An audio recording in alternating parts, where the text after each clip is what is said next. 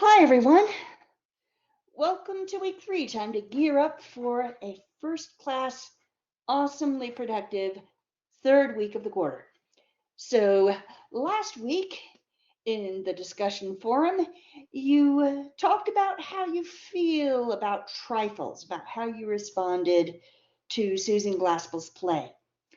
And that's the starting point. But this week, we're going to move a step forward from that and talk about how you can turn all those thoughts and observations into a coherent, clear, and well-precised essay. So this week is about the writing process. And to get started with that, I am going to take you to a particularly important PowerPoint that is found in your week 3 folder. All right, there we have the tunnel. And going into your weekly lessons. And as you can see, your outcome is to complete your analysis of trifles. Your analysis is a little bit different from your initial response. And so by the end of this week, you should have moved from personal reaction to detailed and focused analysis. So let's take a look at this particular PowerPoint. The 7 steps to a good analytical essay. Bear in mind, there's no foolproof formula for writing a strong essay, but if you follow this plan, it might make it a bit more likely, particularly if you are uncomfortable with writing a textual analysis essay, if you haven't done it much before, if you're not sure what you're doing. This can maybe help you feel a little surer on your feet, a little more sure on your feet, because good writing is heavily linked to state of mind. In what state of mind are you approaching an assignment? Are you, I just don't know what I'm doing here, I am ignorant about what to do? Are you fearful? I kind of know what to do, but I'm really scared to do it. Are you confident? Oh, I got this. I know what I'm doing. Or are you enthusiastic? I love doing this. I love picking a text apart and presenting my views on it. So the key is to get from those first 2 stages to the third or possibly even the 4th stage. So let's take a look. First of all, you start out by choosing a topic, and in your week 3 folder, you will find an assignment that gives you topics to choose from. Then you choose a section of text over which to free write. And then the third thing is to free write. You're going to be doing a practice free write for your discussion board assignment this week.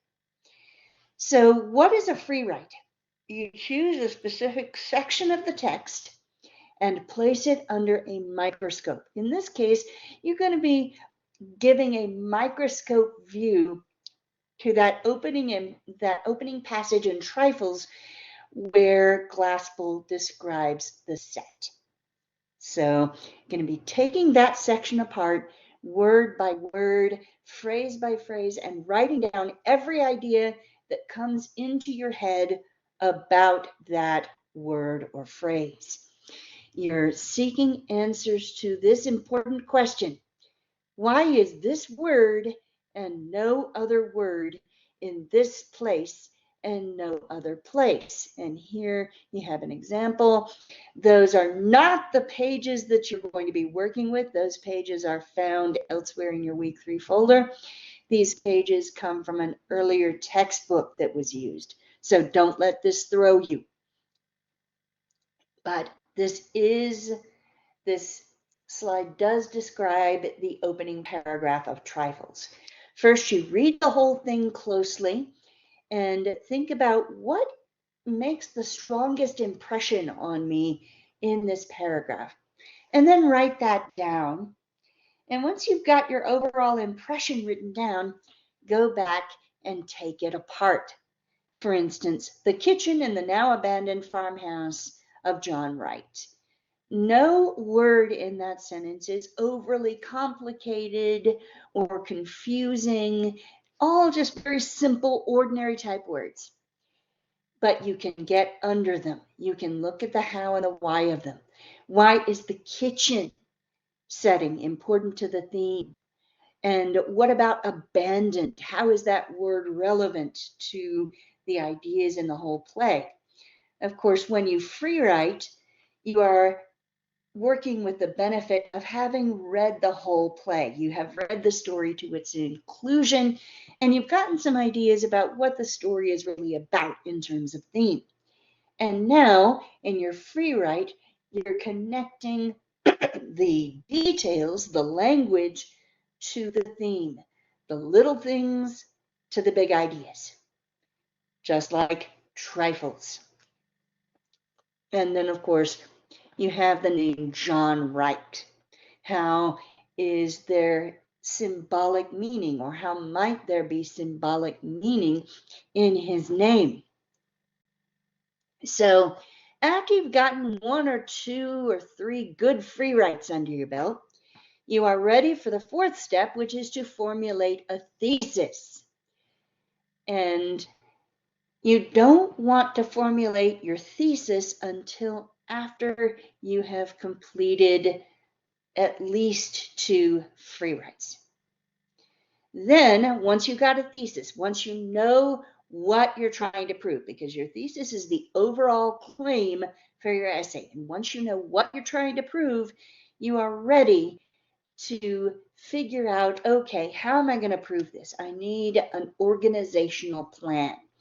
So you're ready to split your thesis up into kind of mini thesis statements, the main ideas that each paragraph will seek to prove, because not only does the essay as a whole need a provable claim, but each paragraph also needs its own provable claim.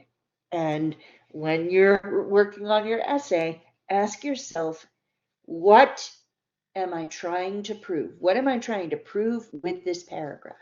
And if you can't think of it, then you're probably summarizing plot. If you're not sure what you're proving, you're probably summarizing. And then, of course, we have, once you've got a main idea, how do you prove it? Once you've got a point to prove, what kind of evidence do you bring in? You bring in evidence from the text. And this is where point, quote, comment, paragraph development comes in. For instance, if you had been free writing over the conversation between Mrs. Hale and Mrs. Peters, in which Mrs. Hale is trying to justify herself, thinking about how she never visited Minnie Wright. She says, it always seemed depressing. I never liked this place. It always seemed so sad, but maybe that's why I ought to have come. And in her description of the house where Minnie Wright lives, she says it's down in a hollow and you don't see the road.